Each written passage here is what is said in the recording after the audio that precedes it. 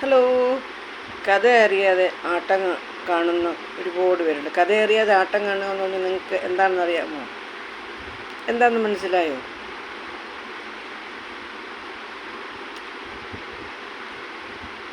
കഥകളി കാണാൻ ചെന്നിരിക്കുമ്പോഴേ, അല്ലെങ്കിൽ അതുപോലെയുള്ള കലാസൃഷ്ടികൾ എന്ത് കലാരൂപങ്ങൾ നമ്മൾ ചെന്ന് കാണാൻ നൃത്യരൂപങ്ങൾ കാണാൻ ചെന്നിരിക്കുമ്പോഴേ അതിൻ്റെ കഥയൊന്നും അറിഞ്ഞുകൂടാ.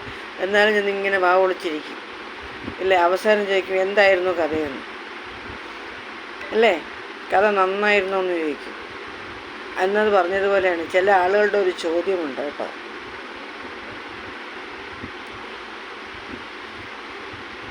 ഒരു ബന്ധത്തിൽ നിന്ന് നമ്മൾ വിവാഹമോചനമൊക്കെ നേടി മാറുകയാണെങ്കിൽ ഉടനെ ഒരു ചോദ്യമുണ്ട്, ഇത്രയും നല്ല ബന്ധത്തിൽ നിന്ന് നിങ്ങൾ എന്താ ഇറങ്ങിപ്പോയത് ചോദിക്കും. ഒരുപാട് പേർ ചോദിക്കും.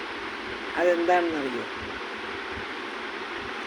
അവർക്ക് പുറമേ നിന്നുള്ള ഇത് അറിയാവൂ, ആളുകളുടെ ആ കുടുംബക്കാരുടെ കാര്യം. അകമേ അവർക്ക് എന്താണെന്ന് അറിഞ്ഞൂടാ. ആ വ്യക്തികൾ കുടുംബത്തിനകത്ത് എങ്ങനെയാണെന്ന് അറിയാൻ പാടില്ല. അതാണ് കഥ അറിയാതെ ആട്ടം കാണുന്നവർ പറയുന്നത്, അല്ലേ? അനുഭവിക്കുന്നവർക്കേ അറിയാവൂ ആ ആളുകളുടെ മനസ്സെന്താ, ഉള്ളിലിരിപ്പ് എന്താണ്, അല്ലേ? അതുപോലും മനസ്സിലാക്കാൻ നമ്മൾ ഒരുപാട് അനുഭവങ്ങൾ അനുഭവിച്ച് തീർത്തതിന് ശേഷം മാത്രമേ അറിയുള്ളൂ, അല്ലേ? കാണുന്നവർക്ക് നല്ലതായിരിക്കും, പക്ഷെ അനുഭവിക്കുന്നവർക്ക് മോശപ്പെട്ട അനുഭവങ്ങളായിരിക്കും ഉണ്ടായിട്ടുള്ളതാണ്, അല്ലേ? മോശപ്പെട്ട അനുഭവങ്ങൾ കൂടുതലാവുമ്പോഴത്തേക്കും നമ്മൾ ആ ബന്ധത്തിൽ നിന്ന് തന്നെ വേണ്ടാന്ന് വയ്ക്കും, ഇറങ്ങിപ്പോകാനല്ലേ ശ്രമിക്കുകയുള്ളൂ.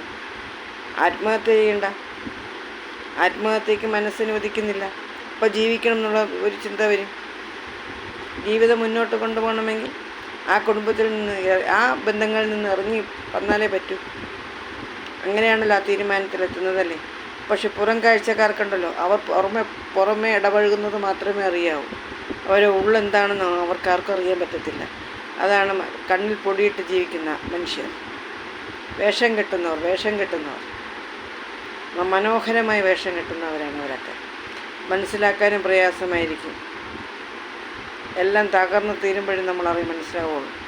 അന്നേരത്തേക്ക് നമുക്ക് ഇറങ്ങിപ്പോരുകയെ നിവൃത്തിയുണ്ടാവുകയുള്ളൂ. ചിന്തിച്ച് നോക്കൂ. ഒന്നും പറയാനുണ്ട് എൻ്റെ അടുത്ത് കേട്ടോ. ചിന്തിച്ച് നോക്കൂ. ഇതൊക്കെ അനുഭവത്തിൻ്റെ വെളിച്ചത്തിൽ പറയുന്നതാണ് കേട്ടോ. നല്ലൊരു ദിവസം, നല്ലൊരു ശിവരാത്രി എല്ലാവർക്കും നേർന്നുകൊണ്ട് നല്ല സ്വപ്നങ്ങളുമായിട്ട് കിടന്നുറങ്ങും. ബായ്.